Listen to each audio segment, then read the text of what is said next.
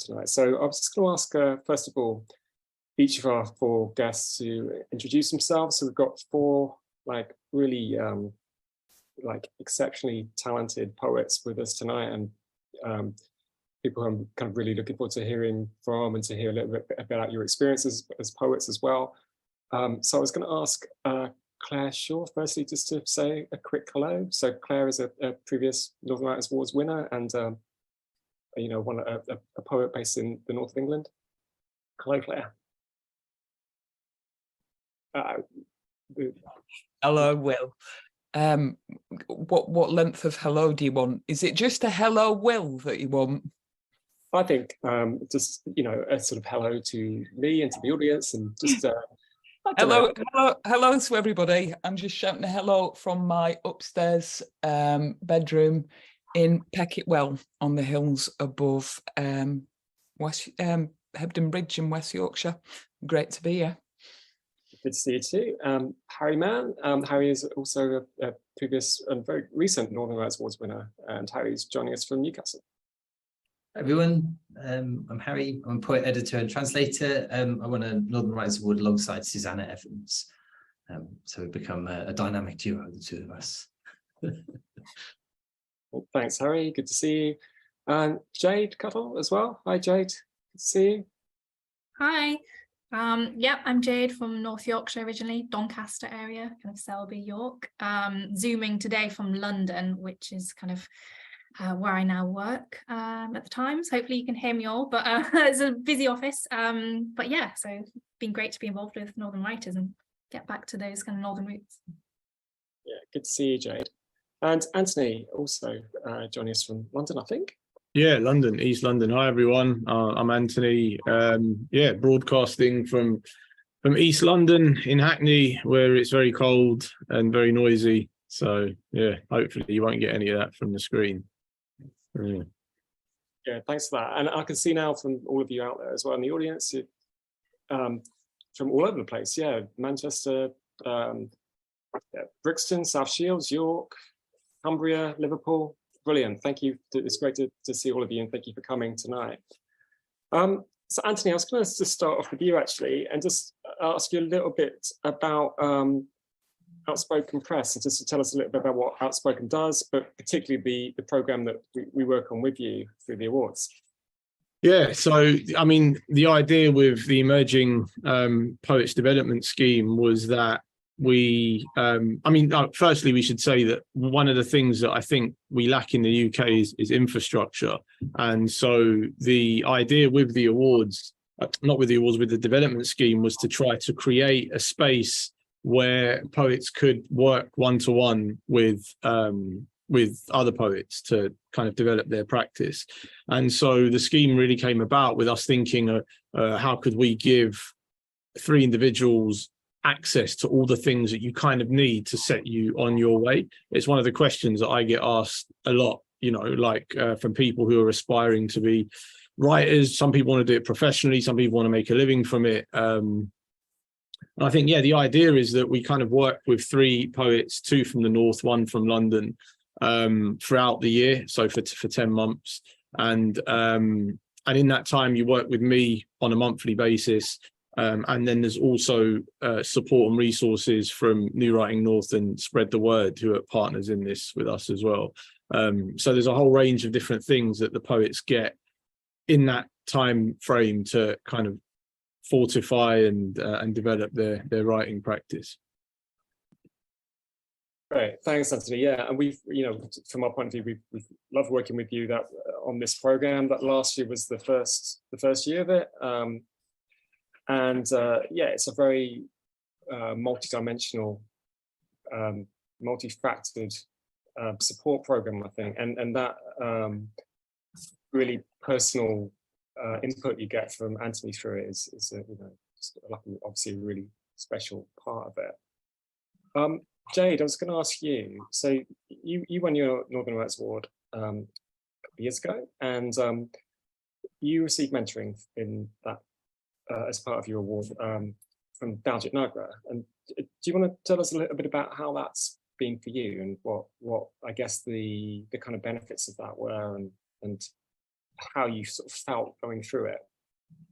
Yeah, definitely. No, it's been absolutely incredible. I remember kind of our initial Zoom conversations, you know, you let me kind of really steer it, like who would I love to work with? And, you know, so I drew up a list, a kind of dream list. And yeah, Daljit's been, he's kind of delivered more than I could have ever hoped for in terms of, you know, not just editing kind of my debut manuscript that we're kind of looking at getting published with a publishing house, but also in terms of just kind of, well, I'm like now looking to do a PhD based directly on the kind of the conversations we were having around race and nature poetry. And yeah, that's going to steer, I think, the next at least 3 years of the PhD, if not beyond that. So I think the Northern Writers Award for me really has, yeah, been that turning point where I got to sit down we had a meeting once every, I think, 2 months, me and Daljit, and, you know, would really, really kind of dig into the poetry and dig into deep, tricky questions that, you know, that I haven't thought about since joining the world of work, working as a journalist. And it's been really refreshing to have that time, yeah, to dig into that. So yeah, I'm super grateful and can't wait to see what happens next. Yeah. Yeah, thank you. I mean, what you're saying then about the PhD as well, that's one of those things that kind of emerges from a process that maybe you don't expect to happen at the beginning, or it might be, you know, you might think of it as a possibility, but it's a very sort of fulfilling sense I think you get when something like that happens, and you know, you feel like you've kind of you've found your way somewhere really significant through that. And I think sometimes with those, you know, mentoring programs, when they work well, I think it is you know, it's like guiding you towards a goal, but then there's all sorts of other things that come out of it as a result of that, the kind of legacy of it and the ongoing factors that are born from it. I think are often just, you know, quite incredible and extraordinary things. Yeah. Thanks, Jade, for sharing that with us. Yeah, Claire. So I was going to ask you about your award as well, and we've talked like at other events and things a little bit about this and about, I guess, you know, things that were beneficial from it, and you know, I'll let you say it obviously, but what because obviously there's, you know, there's a financial payment as well that comes with it. That's one thing, but I suppose there are other elements too. Yeah, and to be honest, the financial payment, because I mean, very lucky in a sense. I won my award in 2018. And I think there was 3 or maybe even 4 of us who shared the Poetry Award that year. So the £5,000 shared out, it wasn't a life-changing amount. It was really nice, but it wasn't going to, you know, set me up for 6 months or. So for me, it was a lot more about, I think it was, you know, firstly, just the process of application was really, really useful. And that was a great kind of learning point for me, that applying for grants and funds can be a useful process. It doesn't always have to be just an awful pain. And I had to think through what I was doing and why I was doing it. I had to check that what I was doing fit with my intention, and it made me be a lot more sort of rigorous and structured. And I felt from that point onwards like I was really steering the ship for the book. So yeah, enormously useful. And then yeah, lucky enough to win the award, and it was Anaxagorou who was the judge that year. And I think the second big thing was the feedback that she gave us. She gave us all beautiful individual feedback. And I've always carried that in my head, because I think I've got to go for a third now, haven't you? Because it's got to be rule of 3. The third element, what I got from the award, was validation. So it was the validation from other people, the validation of, yeah, Anaxagorou, for heaven's sake, saying really nice, insightful things about my work and expressing a faith in my work. Being able to say that I had a Northern Writers Award, having that kind of validation on my CV. But it was also about the kind of validation for myself, you know, being able to recognize for myself that I am a writer, I am a poet, and a vote of confidence in that particular body of work that then really boosted me to kind of give it my all once I'd won the award. Yeah, I mean, it's really interesting that you say that about validation, that you make that point, because at the time you won your award, you were already known as a poet, and you had collections published, and I think that's one of the things we tried to get across a little bit, is that it's important to have that validation, whatever career stage you are at, I think. Yeah. And that there are challenges for poets who are a debut or completely new, but there's also a lot of challenges that come on in mid-career poets and later career poets as well. Yeah, absolutely. I mean, the whole sort of awards culture it's a very strange culture, and there are so many invitations, I guess, in the writing industry, from the point that you first put pen to paper. When I say industry, I make it sound a bit grand. So many points and so many ways to feel unsure about yourself and unsure about what you're doing, and particularly in the world of poetry, although I guess that's also true in other writing fields, but particularly difficult if you're not making a living out of poetry, or you have to kind of earn your living in different ways. Just how do you feel confident that this is who I am, and this is what I'm meant to do, and this is what the world wants me to do? I think we will all have our kind of weak spots and doubts and needs around that, and we will all have ways in which we can kind of feed our sense of identity as writers. And that certainly was, it was much appreciated food for my sense of identity. Yeah, well, thanks. That's really, really well put. And Harry, I was going to ask you as well. So when, just sort of to follow on a little bit from what Claire was saying, I guess. I mean, did the award help you in a sort of specific way that's very kind of related to you as a poet, to kind of, the project that you were working on was pretty challenging as well, wasn't it? And yeah, very much. I mean, I think Claire's hit the nail on the head with the sense of validation there, because I mean, for the project that I've been working on was sort of 5 years of scratching away in the dark and not being sure if I was working with a Norwegian collaborator together on a sequence of concrete elegies, and for us it was a for love project. I mean, we the money had run out long ago, and we were just working together over and over through the material, trying to write new poems and write the right thing. And so suddenly having the attention, bearing in mind, every single kind of writing achievement of my professional life, and have the same for other poets, is always built on a kind of mountain of rejections, and rejections are part of that work. And I get that, but it is challenging. It is challenging dealing with rejection with the sort of sober light of day, and thinking about kind of what that means, and being disciplined about it, but also knowing that that all of that effort wasn't for nothing. It was for something. For me, I sort of concentrated on the goal of having something out in my hands that I could hold on to, and know that I'd kind of completed the job.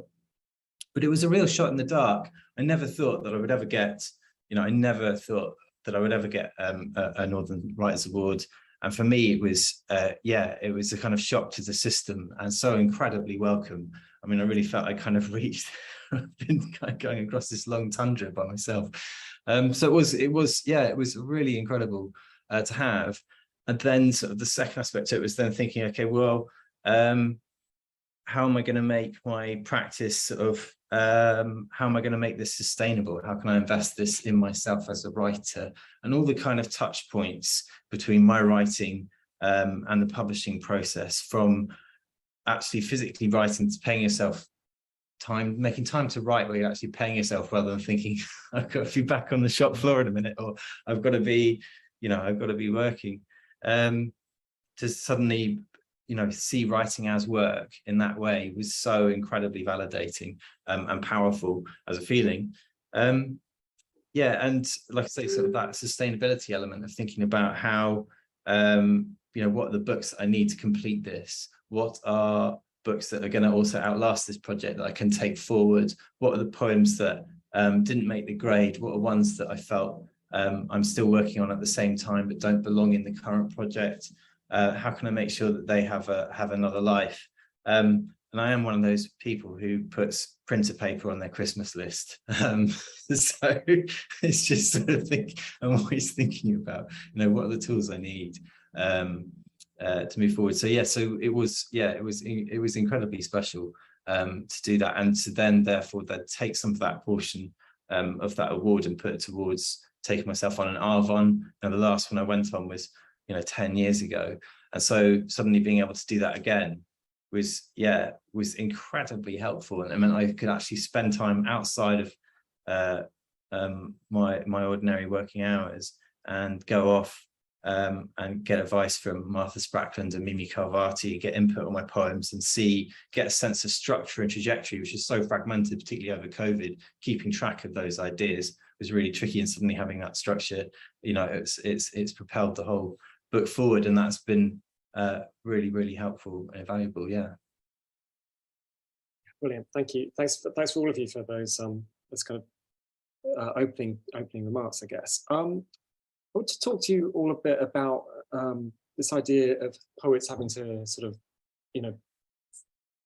build their portfolio to kind of get their work out there a little bit. And I guess I was going to ask, first of all, maybe how do you guys feel that is important to do? Anthony, if you were looking at someone who made a submission to you for a collection, are you looking at things like that? Are you looking at how far they've published in magazines and anthologies? I mean, it plays a role, but I don't think it's not a crucial role for me. I just like reading poems, and I'm not really that interested in how many books someone's had, or what press they publish with, or how many magazine submissions they, like when you get cover letters, like everyone just puts all the accolades down. And to be honest with you, I don't really read them. I just go straight into the poems. I don't, accolades are great, but it's more just, I don't know, it's just pageantry, isn't it, really? So for me, it's just, what have you got on the paper? And let's start there. So yeah, and also meeting people where they're at, I think, is important. If someone has been writing for 3 years versus someone who's been writing for 30 years, that information is important to know. I think, whereas, I've had 2 poems published here, poem published, great, good for you. So yeah, I think it's more to do with, how far in the game you are. Yeah, because that does seem important. It's particularly important in poetry, right? That you have to become a poet. You have to learn to refine your technique, your skills, in a way that maybe you can possibly, in some other forms of writing, you can just sit down. Yeah, I think because poetry is all technique. That's all there is to poetry. It's technique, and the more technical and the more technique and the more craft you have, and the more sophisticated your poems become. And I kind of feel that that's the teachable part. That's the part that you can, bring across. You can't teach people how to imagine or how to feel, but you can teach them, if you put 4 words on a piece of paper, how you can structure those 4 words to make a more interesting idea on the other end. That you can teach. So that's kind of what I'm interested in, how, if you read a poem, the potential that's there. In other words, you've got some really good ideas, you're taking some risks. This is really interesting. I haven't read anything like this before. And you might need a little bit of guidance as into I don't know, lineation or some cliches or tautologies or whatever, but you can teach that. You can teach poets away from that, and just kind of give them permission to be more risky and be more daring. And then you get more interest in poetry. Yeah, Claire, does that sort of resonate with you a bit as well? Very much.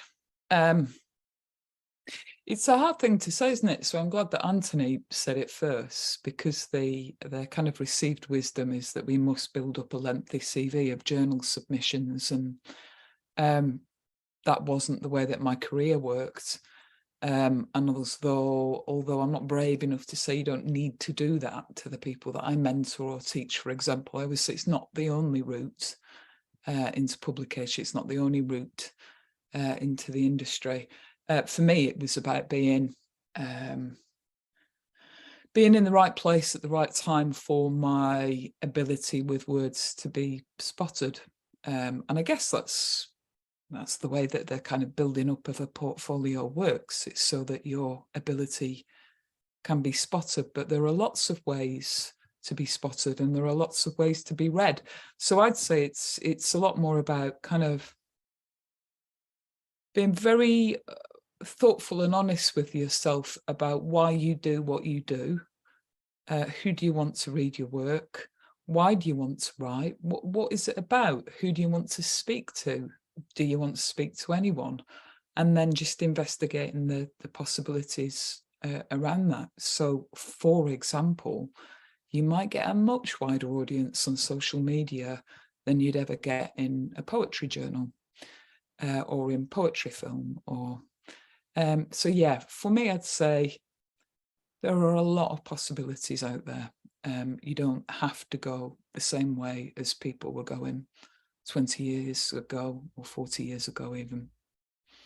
Yeah.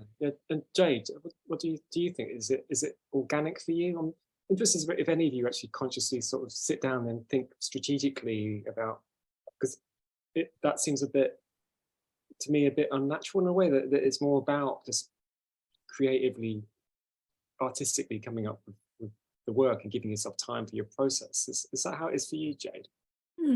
Yeah, definitely. I think particularly having the kind of 1 year time frame of the Northern Writers Award, the kind of the mentorship, I think that allowed me to kind of take a step back in terms of, I don't need to submit everywhere, here, there and everywhere to all these competitions. I've got this 1 year where I'm gonna take it a bit slow and really think about what I'm doing and why. And so I think that for me is like the first ever time that I really got to grips with, what am I doing in poetry and why? I mean, obviously, like I did a master's before and I did start to think about that, but there was something different about the mentorship being so kind of personalized. It's like one-to-one for a whole year. I think that's when I really took that step back. And I think for me personally, it came at a really good time in the sense that because of my job being in journalism, everything is kind of like, you need to be a big name, you need to have this many followers, there's such a kind of focus on how well known you are, how much visibility you have. Whereas poetry, coming back into that, I think, discipline, it's a really refreshing kind of opposite take on that. It's not about how many followers you have or how many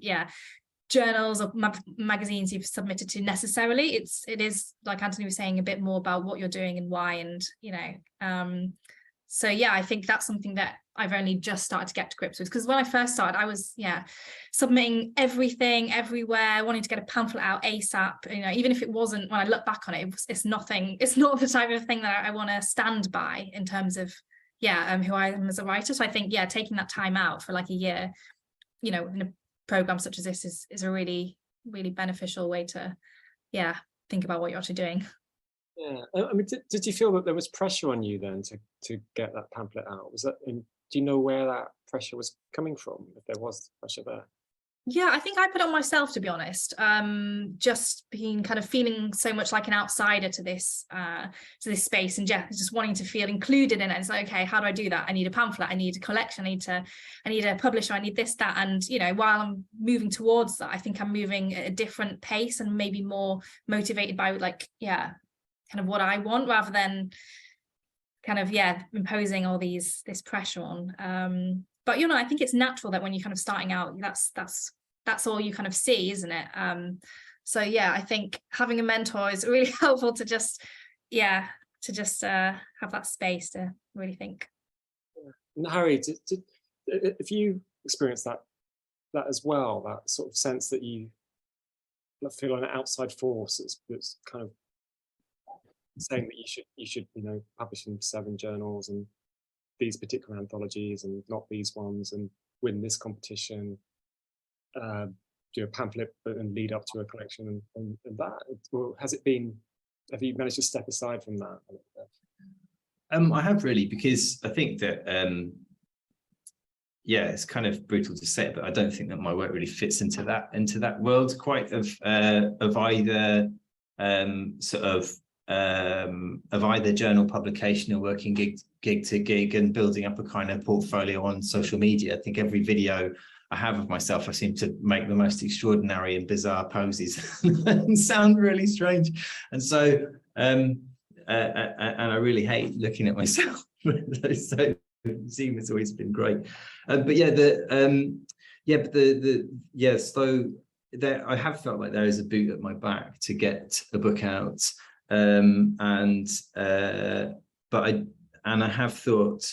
have thought strategically about how I send my work out and where I send it out. But I think part of that as well is that the editors also serve as a backstop, and that submissions process is also a backstop for the things that are not so good and don't belong in the world potentially. And I'm pretty glad that poems that I wrote when I was kind of much younger and in my sort of early 20s and so on are not in the world, because I think it's that same thing of when you're a kid and you look at a Barbie doll and you cut its hair and assume that it will grow back. You know, it's that thing where you look back on your own work and realize, crikey, I probably shouldn't have sent that out, or that's not quite right, or it's not how it sounds now. And you're always most in love with the most recent thing you've written. So yeah, so I mean, yeah, I would rather publish work that I really like and be published well and go and published comfortably in magazines that I like and I would like to read and feel sort of have a harmonic with what I'm up to. And so that those are always the things that kind of lead me towards magazine submissions. But at the same time, I think that there is an academic pressure to continually publish and kind of publish work kind of at a kind of rapid rate. But yes, also the other thing, which is sort of the sort of sanity check about thinking about, you know, is this something I would want to read myself? And I find if I write for magazines or write thinking in the back of my mind, I'm going to send this out, often they fall at that hurdle. The magazine and their poems are sort of endlessly boring, you know, about sort of paint swatches called Olive Temple and stuff that I'm not really interested in reading. And so I don't necessarily want to see, you know, I don't want to see ultimately in print. So yeah, I mean, that is, I mean, my imagination is quite weird, but yeah, that's how I see it. Yeah. Okay. Thank you, Harry. So yeah, just to the audience, if you want to put any questions into the Q&A, we'll come to those in a few minutes. But just, I guess one of the things that I'm quite interested in is like the importance of like development as a writer, particularly for tonight as a poet. So I just wanted to ask each of you what advice you'd give to people who have their, you know, who have poems that they've written and are getting somewhere with their work, but they know that it needs to develop further, and how they can kind of generate you know, support for themselves, how they can find how they can do something themselves that will help their poems to develop, whether that's to find time or to find you know, some feedback from elsewhere or mentor, if there's anything else, or to read more widely. Anthony, do you want to go first? Yeah, I mean, I think that, I mean, I don't like, I kind of, my approach to this kind of question, because I get asked this loads and I talk about this more or less 2-3 times a week with different people that I'm working with. And I think the idea is to see poetry as a very kind of complex Rubik's Cube. Like there's no kind of straight answer to a lot of these things, because you have to ask yourself, firstly, as an individual, what do you want from poetry? Do you just want to write poems and have other people read them in a book? And if that's one thing, do you want to write and teach? Do you want to be involved in curation? Do you want to be involved in production? Do you want to be involved in editing or publishing? So there's so many different kind of revenue streams and strands to poetry that I think as an individual, you work out what is you actually want. Most 90% of people just want to write. They want to write their poems and they want other people to read them and they want them to be seen, right? And I think if that's the case and you're in that kind of quote unquote emerging capacity, having a mentor is fundamental. Like having a mentor, doing kind of courses and having a mentor are literally the way in which you move forward, because what that does is it kind of creates this condition that allows you to not only try things out with the mentor, and the mentor will tell you what's working and what isn't, but you're also getting advice and books. And I really feel that for me, my development as a poet came from my reading. It came from having a network of poets that I was drawn to poets because I was firstly drawn to their work, and then I became friends with them as a result of that. And, you know, so the friendship was kind of secondary to the fact that I like their work first. And if you have poets that you, or friends that you can send work to, as well as a mentor, and you stay reading both contemporary poetry and the more canonized material, I think you really get a sense of how you kind of form a voice and an aesthetic. And that is really what people are after, because so much of the poetry in the initial stages is imitation. It's derivative of something, you know, and I think it's trying to work with a mentor or work on a program with a group of people to push out of that space of imitation and into an authentic sound. But then what Claire was saying was really interesting, and I think important as well, is that who validates that? And that's the problem with this business, is that it always relies on validation, and that validation is wholly subjective. And there's so many things that have to be in place in order for a book to do well. That's what people forget, is that overnight success takes 10 years. For a book to do really well, so many cultural factors have to be in place in order for that to happen. So it's never just about the poems in the book. There's all these things that are going on around the book that will kind of catapult it into people's imaginations and into people's houses and minds and lives. So that's really what people need to understand, that some folk just want an instant, like, come on, I've been doing this for 10 years and nothing's happened yet. And it's like, yeah, but you're not cooking a curry, you know, you're not making eggs. Like, this is something very different. This is something that can take years and years to fully realize itself. And you just have to stay chipping away at it. Yeah, great. Claire, do you want to come in on that topic? Yeah, sure. I think, and a big yes to all of that, but I think maybe even go back one step further and, you know, go back to that question of why are you doing what are you doing?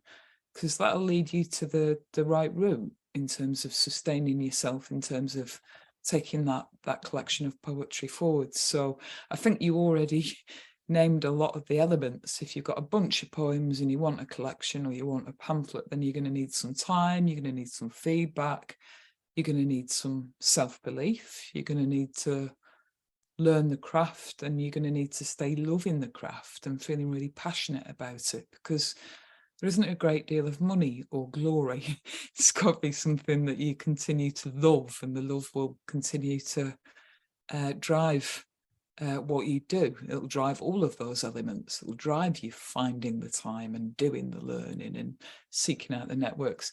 And for me, I guess there's going to be different routes for different people, but for me, my route into, you know, passion and feedback and learning and time and self-belief has always been about writing with other people. Not necessarily a mentor for me, but writing with a group. You know, be that on a course or be that residential courses, are always lovely, though slightly expensive. But it's been about, as much as anything, writing with informal groups of friends who share a passion, but also have something to teach me, something that we can teach each other. So people, but starting with why, and then you'll find the right people. Has that always been a long-term thing for you, Claire? Have there always been people that you share your work with, and I guess what I'm asking is, are you still sharing work with people that you've shared work with for a long time? Whenever I don't share work with people, that can be when I start to really drift. And there are different ways of sharing work. So sometimes it's about being part of kind of formal groups. I did a MA a while ago. More often than not, for me, it's about groups of trusted friends, because I find groups really difficult. I feel absolutely mental when I'm sat in workshops. I really don't like them. That's a confession, because I run quite a lot of them. They're all right if I'm running them.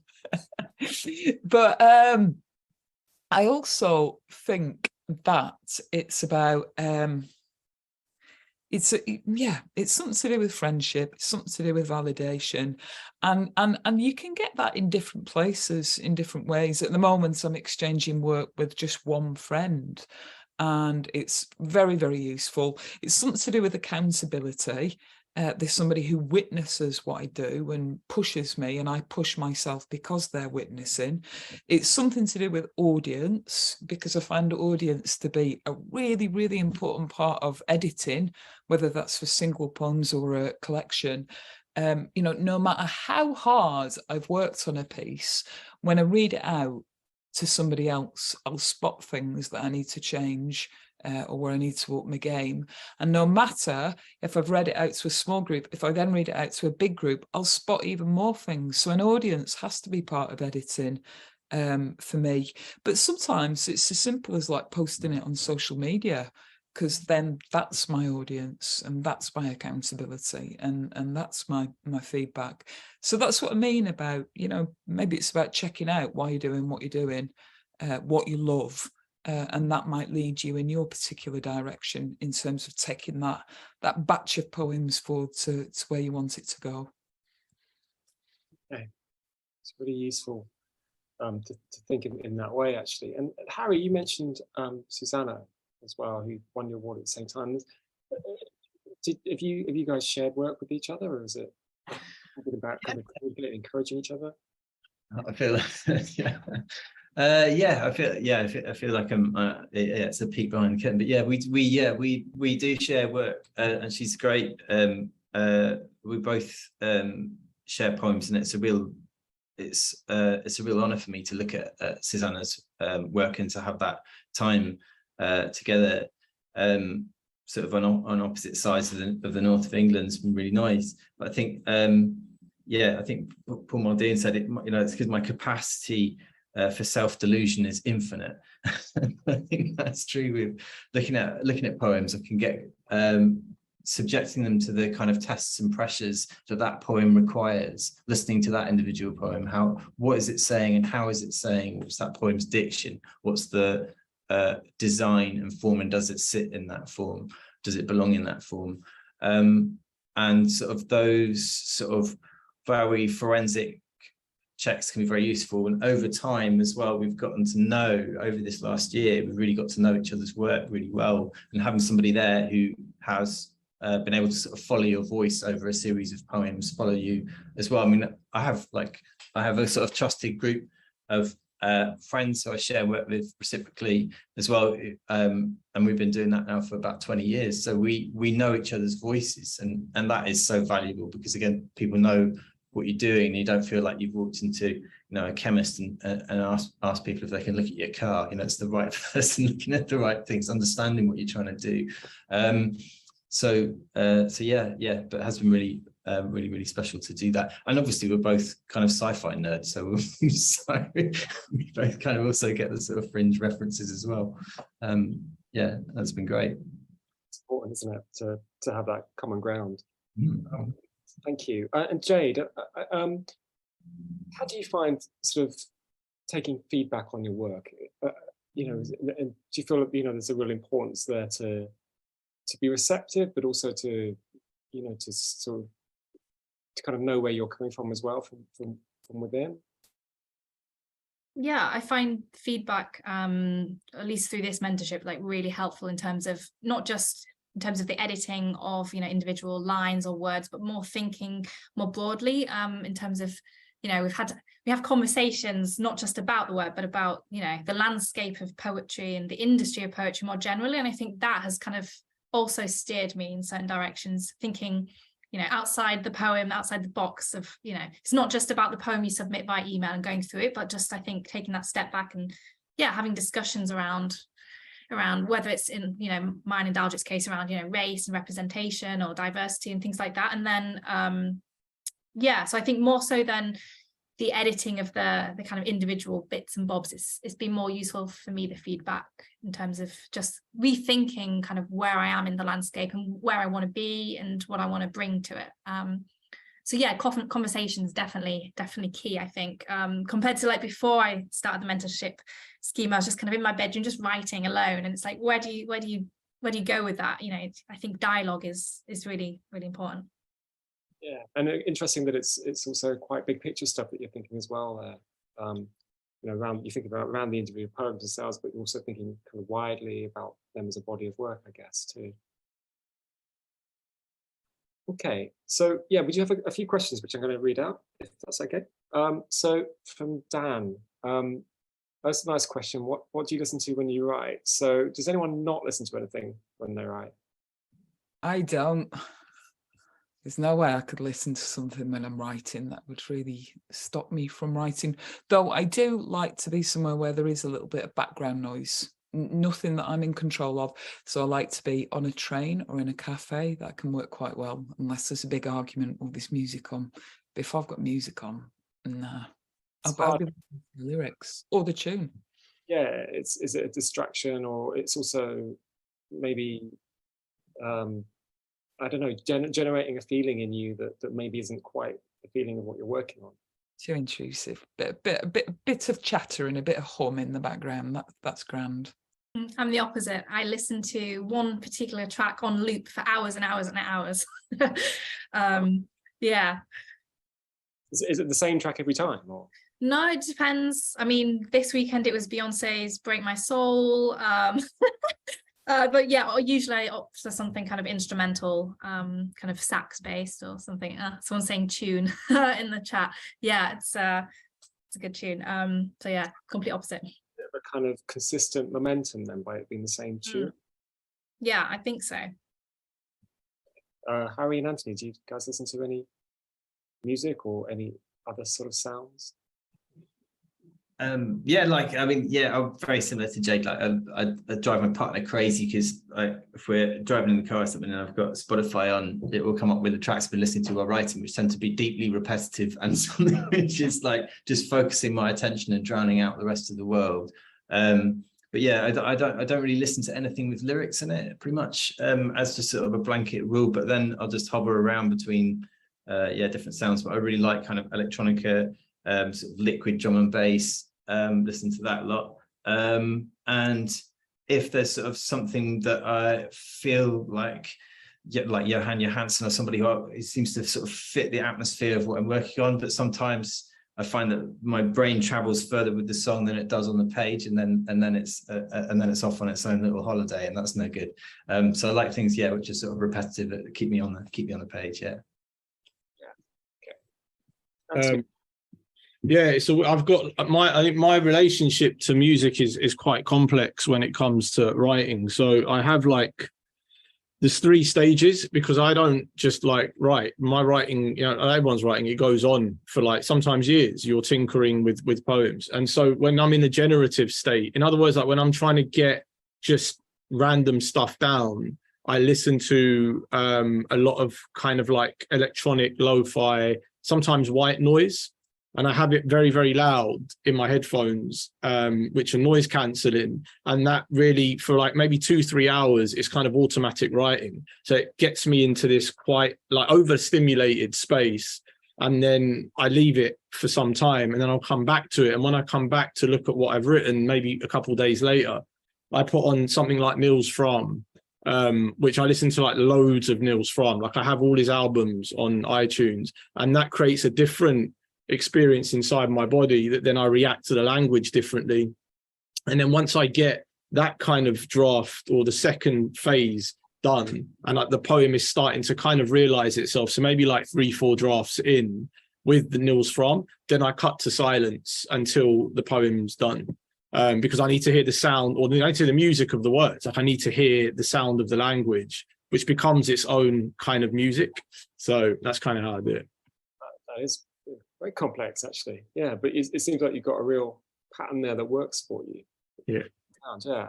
Thank you very much, Dan, for such an interesting question. Yeah, so a few more popping up actually. This is from Rasha. So how do you go about meeting other poets and mentors that are publishing or seeking to publish their work through local writing groups or courses? I'm in a writing group, but no one else in the group wants to publish their work, and there's a list of constructive criticism. Claire, do you want to answer that one? I think the same way that I get anything done, which is just put yourself out there and keep putting yourself out there. And if you're in a group that you're not getting what you need from it, leave the group. It's okay, unless you're getting other stuff out of it that's worth putting up with the lack of critical feedback. Just keep yourself out there. Go to readings, hang out online, check out social media, speak to people, keep telling people that you're looking for a group. That's what I do all the time. I just tell people what I want, and eventually it turns up. Great, thank you, Claire, and Rash. I hope that helps actually, and yeah, you find the best group for you. There's a question here. How many hours do you read a day or in a week? So, I mean, reading, we could probably talk for another hour about what you read and what you recommend reading, but I guess it is important, I guess. And to supplement that question a bit, I'm sure you all read a lot, but are you selective about what you read? Are you reading sort of books that you think are going to inform your poetry, or do you read kind of just generally what you want to read? Jade, do you want to go first on reading? Yeah, I mean, I read a lot and review a lot kind of for work, and so I try and draw as much inspiration from that as I can. But yeah, I don't necessarily read every day. I wish I did. But yeah, I find kind of reviewing other poets' work really helpful actually. You know, in terms of seeing what they're doing, how they're doing it so great, and that feeding back into kind of my editing process. So I definitely would recommend wide reading. And I mean, the poetry library's been a really great resource. So yeah, libraries are great. Do you guys read things that aren't poetry, or do you know? It's a silly question. Harry? Yeah, I kind of, so I mean, I kind of tend to read like 3 different poetry collections at the same time as a kind of steering committee to check that I'm doing the right thing on this one poem, like what's the sound and what's the image, what's the voice, and I tend to like move between those collections as I'm writing, so it's the kind of listening and writing processes all folded together, which understandably makes me feel like I've been dunking my head in a massive bowl of spaghetti for 8 hours. So what I tend to do alongside that is just kind of read non-fiction stuff that will jump into my writing. And at the moment I have, it's a shame I'm in the wrong office. I've got a kind of gigantic map of Mars, which is great for stopping conversation. You just fold it open and no one can see. But that it's got the whole geological kind of history of Mars, and that is really interesting to me, and probably only me. but I really like that, and it acts as a kind of cold sink from the sort of intensity and the heat of looking at collections and poems up close. Yeah. Okay.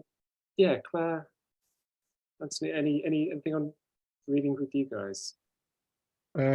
Yeah, I read a lot. I read a lot. I read all the time actually. I kind of have just books around me. I mean, there's books all over the place here. You can't see them because I didn't want to put them behind the screen.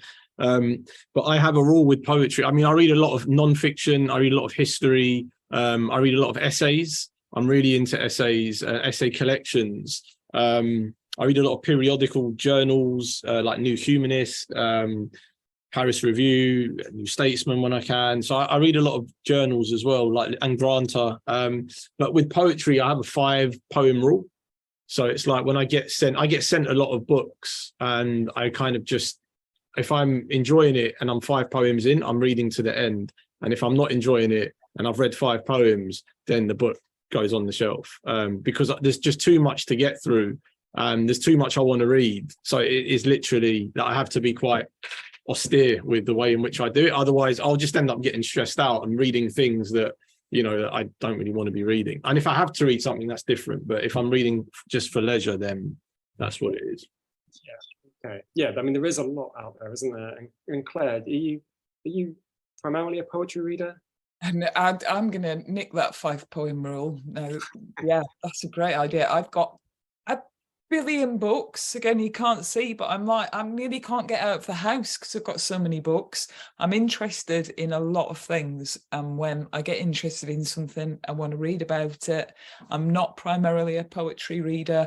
I more or less lost the ability to read through lockdown. And also I experienced quite severe migraines. So reading for me is something that I've spent a couple of years not doing, and I've felt a bit weird about it because it's always been a big part of my identity. But these days, easing my way back into it, audiobooks for fiction, that's nice, and poetry books. I'm chugging on through, but it's going to be the 5-poem rule from now on. Fantastic. Yeah. I know it's 7. Are you guys okay to hold on to answer one more question that we've got from Patrick? Thank you. So Patrick's question is, what's the best way to go about getting a mentor? Which is a really good question and quite a difficult one to answer, I think. But does anyone have any tips in finding a mentor? Claire, do you want to go first? Yeah, my recent experience. So I've just found a mentor, or a kind of mentor. It was somebody whose work I love, and I approached her, and now we're doing some work together. And I also do mentoring, and the way that works for me is, well, I'll either have met people. I really like to have met people because it's a very intimate, intense relationship working with somebody. So it will usually be people that I've worked with on courses that I'd take on.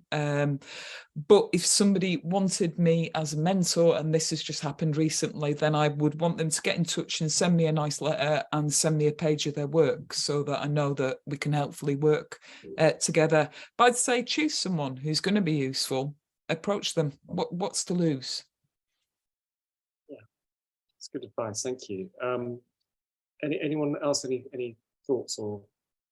I think, as I say, with mentoring, yeah, it's like finding. I mean, not everyone offers it, so it's finding a poet that you like, and a poet I think that is actually, because I don't think, and this is quite controversial, but I don't think that writing poetry and teaching poetry are the same skill set. And there are some poets who are fantastic writers of poetry, but they find teaching it quite difficult. And I've sat with those poets and had those workshops, and I can see that it doesn't actually come as naturally to them. So I think, yeah, approach poet, like is what Claire did, approach poets, see if they offer mentoring, and then, like maybe have like a taster session with them to see how you get on.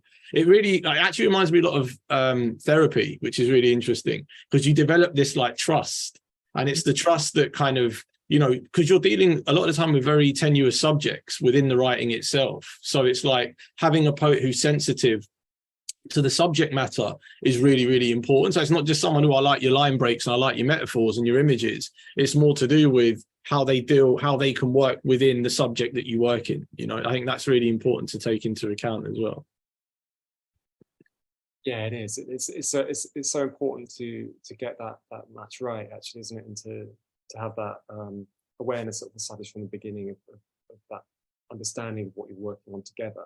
It's such a good point though as well about it not necessarily being the world's most famous poets who might, but equally they might also be great mentors. Not saying that they're not, or household names or whatever. But there are poets out there, or in towns and cities across the north who are doing absolutely brilliant kind of grassroots workshops and working with community groups who are not the most famous poets in the country, but they're absolutely brilliant at tutoring and mentoring, and yeah, I think they have a huge amount to offer.